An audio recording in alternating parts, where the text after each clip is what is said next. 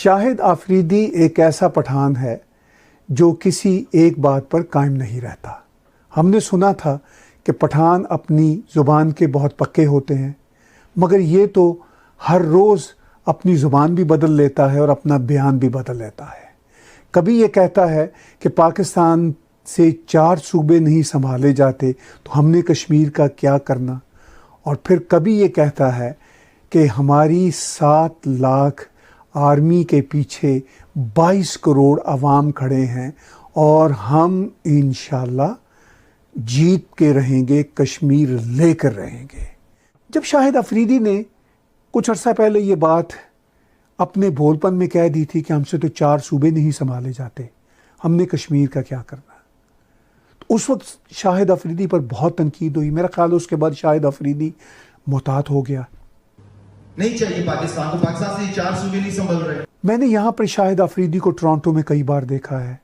हरभजन सिंह भी एक बार मुझे उनको बहुत करीब से यहाँ देखने का मौका मिला, और मैंने जो बॉडी लैंग्वेज में फ़र्क महसूस किया था। हरभजन बहुत डाउन टू अर्थ था और बहुत ही जिसे पंजाबी में कहते हैं बीबे अंदाज के साथ हर शख्स से उस महफिल में जिसमें वो मौजूद था, जिस महफिल में सैकड़ों लोग थे, वो हर शख्स से मिल रहा था।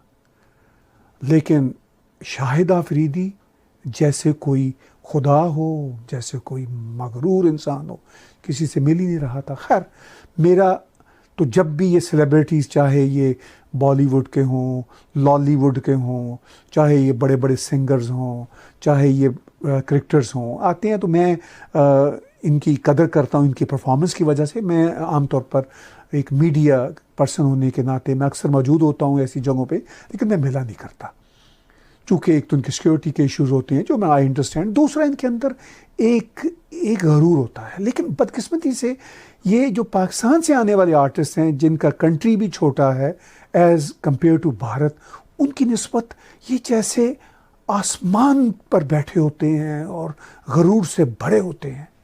भारत के इवन बॉलीवुड के भी सितारे मैं बहुत सौ से मिला हूँ, और क्रिकेटर्स भी टॉप के, वो डाउन टू अर्थ होते हैं जनरल। ये एक जनरल रवैया है। इसीलिए तो हरभजन जी ने इस वीडियो क्लिप में जो भी मैंने आपको दिखाया, गुप्ता जी के साथ बात करते हुए कहा था कि हमें इज़्ज़त सिखाई जाती है बड़ों की करना, हम बड़ों की इज़्ज़त करते हैं।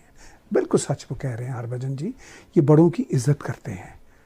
लेकिन इधर ना कोई बड़े का लिहाज, ना कोई छोटे का लिहाज, बदतमीज़ी कूट कूट के भरी हुई है। और मुझे समझ नहीं आती कि ये जो इस तरह के नारे ये लोग लगाते हैं, और फिर इनके पीछे जो ट्रोल आर्मी ट्विटर्स पे बैठी हुई है नौजवानों की, उन ट्रोलर्स के अलावा भी जो एक पाकिस्तानी एक ख़ास तरह का माइंडसेट सोशल मीडिया पे बैठा हुआ है, जो मुझे भी बार बार शायद इस शो के बाद ज़रा ज़्यादा ही बदतमीज़ाना बातें करेगा, विच आई एक्चुअली डोंट केयर। तो मैं सिर्फ ये सोचता हूँ कि क्या इनके नारों से, इनकी बदतमीज़ाना बातों से, हिंदुत्व और हिंदूज़ के ख़िलाफ़ नफ़रत इनके दिलो दिमाग में भरी हुई है, उससे क्या ये कश्मीर को ले लेंगे? क्या आज तक 72 सालों में ये कश्मीर का 1 इंच भी ले सके हैं? बल्कि आधा पाकिस्तान, बांग्लादेश इनके हाथ से जा चुका है।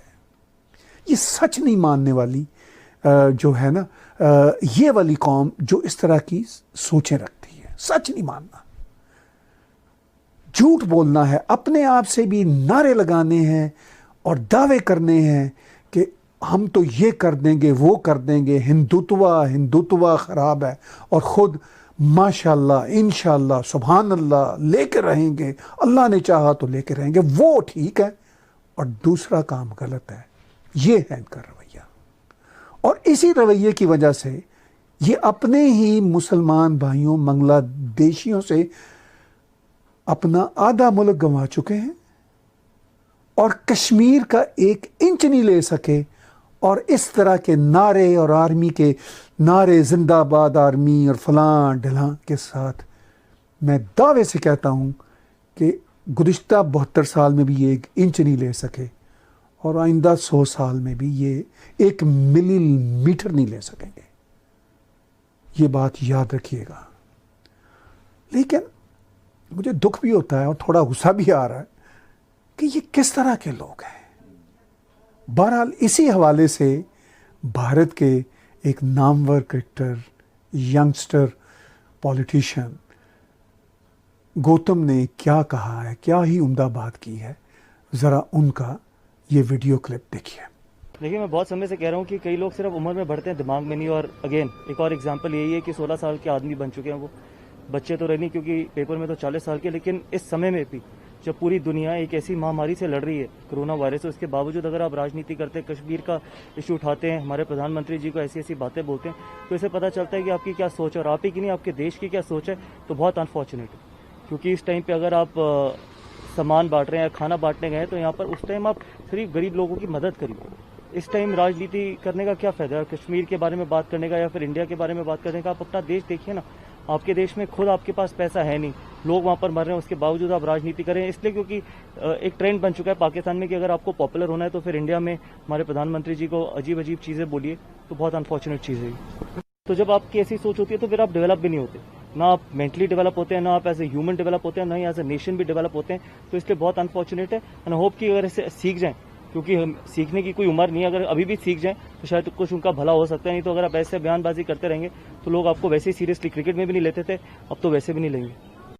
शाहिद आफरीदी के इस वीडियो के रद्द अमल के तौर पर कश्मीर के ही एक नामवर सपूत और क्रिकेटर रायना ने एक ट्वीट दिया, और इस ट्वीट में वो शाहिद अफरीदी को बताते हैं कि कश्मीर का 1 इंच भी लेकर दिखाओ, हम फिर तुम्हें मान जाएं। बहरहाल उनका मैं ट्वीट आपके साथ शेयर करता हूँ। सुरेश रायना लिखते हैं, What all a person must do to remain relevant, even more so for a nation that is living on alms. So better do something for your failed nation and leave Kashmir alone. I am a proud Kashmiri and it is and will always remain an inalienable part of India. जय हिंद। तो शाहिद आफरीदी, मज़ा आ गया। क्या फ़ायदा इस तरह के झूठे नारे लगाने का, इस तरह उछल उछल के बोलने का। ये जो तुम्हारा जूम का बॉलिंग करने का अंदाज था, इसको सिर्फ बॉलिंग की हद तक रखो, कश्मीर को क्रिकेट फील्ड ना समझो। और ये बात प्राइम मिनिस्टर इमरान खान को भी बता दो, जो अभी तक अपने आप को प्राइम मिनिस्टर नहीं समझता, वो क्रिकेटर ही समझता है। उसका यही ख्याल है कि कश्मीर एक क्रिकेट फील्ड है और ये पूरी की पूरी दुनिया एक क्रिकेट फील्ड है और वर्ल्ड कप है, और जिस तरह एक बार वो वर्ल्ड कप जीत गया था, इसी तरह वो हर चीज़ जीत जाएगा, ऐसा नहीं होता। मैं पाकिस्तानी ओरिजिन का हूँ, मैं पाकिस्तान की भलाई चाहता हूँ, और पाकिस्तान की भलाई इसी में है कि हम पाकिस्तानी सच बोलना और सच को समझना सीख लें। सच को जानना ज़रूरी है। ये सच है जिसको जानकर हम अपनी राहों को बेहतर रास्ते पर डाल सकते हैं। हम कश्मीर की गर्दान करते हुए, एक बार शाहिद आफरीदी तुमने ही कहा था कि हम से तो 4 सूबे नहीं संभाले जाते, कश्मीर क्या संभले। हर कश्मीर आपका हिस्सा कैसे बनेगा, वो तो बन ही नहीं सकता, संभलना तो दूर की बात है। इन चीज़ों से बाहर निकल आए। ये जो इल्ज़ाम तराशी और अटैक करने का रवैया है कि हम हावी हैं 10 नॉन मुस्लिम्स पर, ये बातें भूल जाओ। ये रियलिटी है कि कोई भी जंग हम पाकिस्तानी भारत से नहीं जीत सके। अगर हम अपने बारे झूठ बोलते रहें तो फिर हम ही नुकसान में हैं।